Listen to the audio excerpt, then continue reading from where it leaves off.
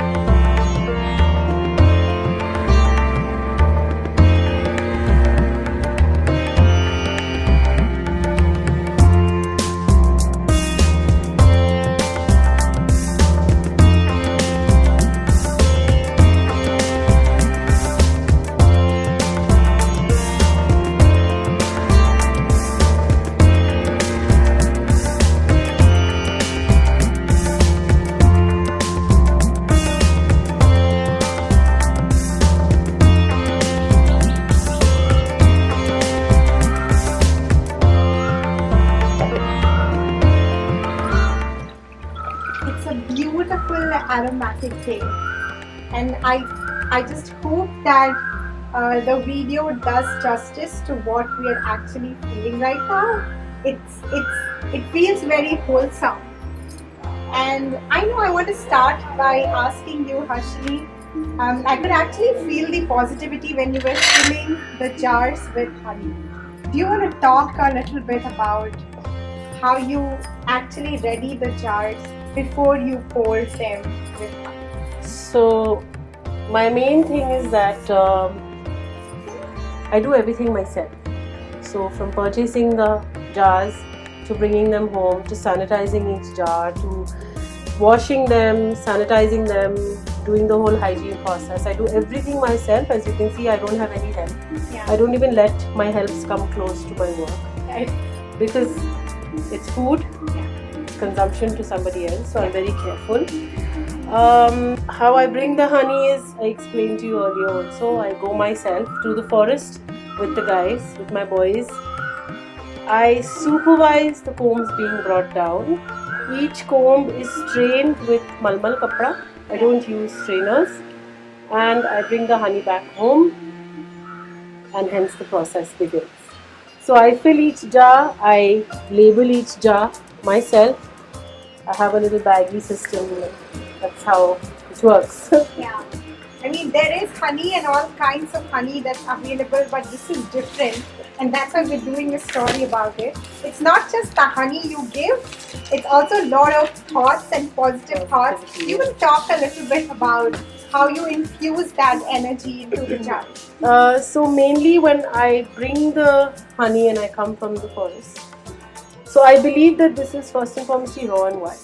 Yeah. It's raw, wild, pure honey, not bee farming, not in a box. It is honeycombs which are 20-25 feet high up in the tree. Yeah. The boys go up there. We have a pulley system. They have a big drum, after they chase the bees away with non-toxic smoke, we use dried palm leaves or coconut leaves, something to chase them away. But the boys get bitten very badly. We bring the hive down. When I bring it home, my whole process is I do a certain amount of meditation and energy transfer to the honey to bring in positivity.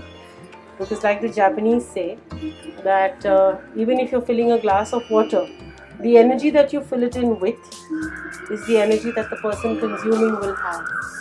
So when I cook, cook anything, I'm particular. So when I fill these jars, literally each is filled with a lot of positivity, a lot of love, and I pray that everybody who consumes it, they feel good. It helps them nutritionally, or for their soul. Soul food. Soul soothing food. Yes. Correct. Unmasking from the honey jars to the creator of the honey jars. I do want to ask, because there was this second jar that you filled with another kind of honey. What is that? So that, now if you saw, the first one is a little more smooth and liquidy because that's just the honey from the comb. Yeah. The other one, which looks like ghee, it looks crystallized and grainy, is because, again, this is pure, raw, wild honey. Yeah. And this batch has a whole amount of what you call royal jelly. Royal jelly is the richest part of the hive. Yeah. High in nutrients, and and you can eat it. So it looks like a crusty layer with a jello-like thing in the center, and then a crusty layer. You can have the entire thing, and that is the most yummiest part of the beehive, which you can completely consume. Right. So that second batch, which I showed you, has a whole load of royal jelly in it. Right. When not making honey jars and then sending it across to people to get that authentic taste of raw wild honey, what else do you like to engage in? So I had I have a brand called Chai Mami. Chai Mami, this honey is sold under that brand. That is my tea story. My love for tea has really taken me to some crazy places. I've been to Jharkhand, and I've enjoyed the chai in this little clay things that they give you. Yeah. And 5 rupees. And what tea? I mean, I have stood there and had tea for 50, 60 bucks because I was enjoying the flavor. Yeah. So I've had tea, weird kinds of things that people call tea. Like there was this Arab guy who put in a whole load of cinnamon and various other dry spices and created a concoction. So my journey began like that, and then I came across this person who organically infused fruit flavors into tea leaves. Right. How he did it, I don't know. I know another process, which are much bigger tea leaves, which you soak in fruit syrup and then sun dry and then boil and you get the flavor, but that is again synthetic. This is organically infused. So Chai Mami has a whole selection of these organically infused fruit teas, which you can either have black or as iced tea. But there are few flavors like rose, vanilla and chocolate, which you can have hot with milk, and it tastes very nice. Why Chai Mami? Who named it? Did you name it yourself, or was there a suggestion? Why Chai Mami? So the name was given to me by a very close friend, and his name is Shibu, and he's from Dubai. So with this, so there's a story here as well. So we are a bunch of people who've done music festivals all over the world, and we are when I used to live and work in Dubai, and everywhere we went, I would end up making tea for everybody. It always ended up like that. I started this chai brand. I was having a chat with him and I said, I don't know what to call it. So he said, why do you even have to think? So I said, what do you mean? So he said, why don't you just call it Chai Mami? So I said, oh my god, why don't you? That's such a nice name. And Chai Mami in its own has a story. So in Goa, you have these omelette ladies with their little thela with their chai and their chatai. They are called Chai Mamis. Oh, interesting. Yes. Right. So they are known forever. Which is not my own thing. You have also been very, very adventurous. You like exploring stuff. How connected are you to travel, and what does it mean to you? My God, travel is everything. Mm. I think I'm broke today because of all the traveling. Because my bank has Yeah. memories in it, not currency. That's beautifully Yeah. said.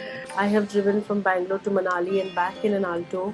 I have driven through extensively in South India. Yeah. So from Kanyakumari to you go upwards to Hyderabad, Visakhapatnam, Vizag, Orissa, come back down through Chennai, Tamil Nadu, Kerala, up and I have explored these cities and states properly. Yeah. Like if I have done Chennai, if I have done Tamil Nadu, then I have done it all the way. All the way. Like I have done Kodi, I have done small villages, I have done the fancy cities. Yeah. You know, it's a mix. Yeah. Yeah. And of course, going to Kanyakumari was very overwhelming. Have you been to Kanyakumari? Not yet. No. The reason we are here today is because, and I want to put it out there, that it took me 1.5 years to to finally bring to life the connection of chai and your love for chai, and what you really create out of it is sheer magic.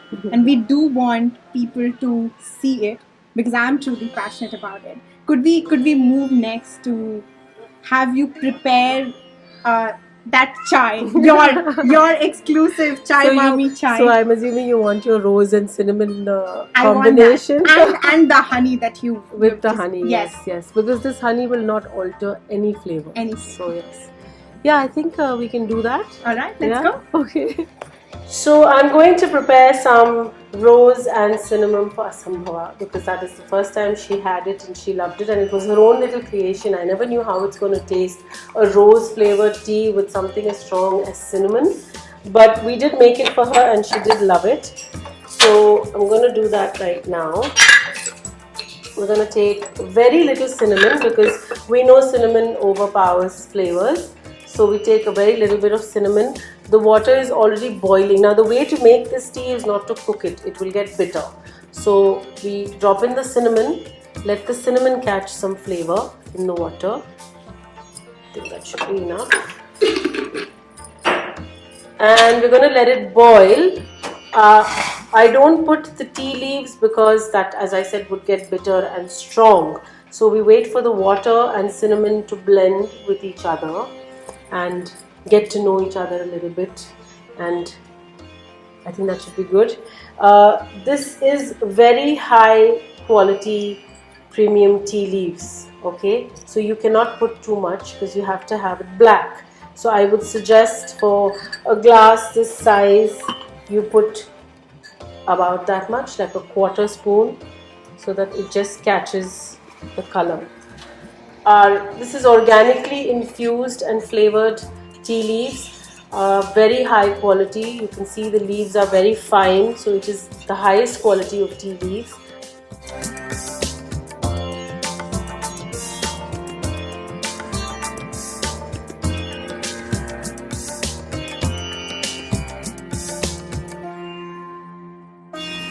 So I'm going to put some royal jelly honey for you in this.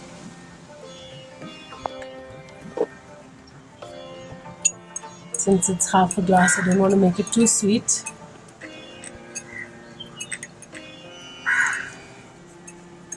Now you see, it is, if it was not pure honey, it would not melt so late.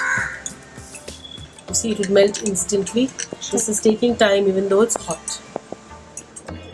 This looks incredible, just like you, and we're just literally waiting to roll so that I can taste, and I can imagine the feeling of it, having it for the first time, but I'm going to do it again because we took a while to get through this, and now we did.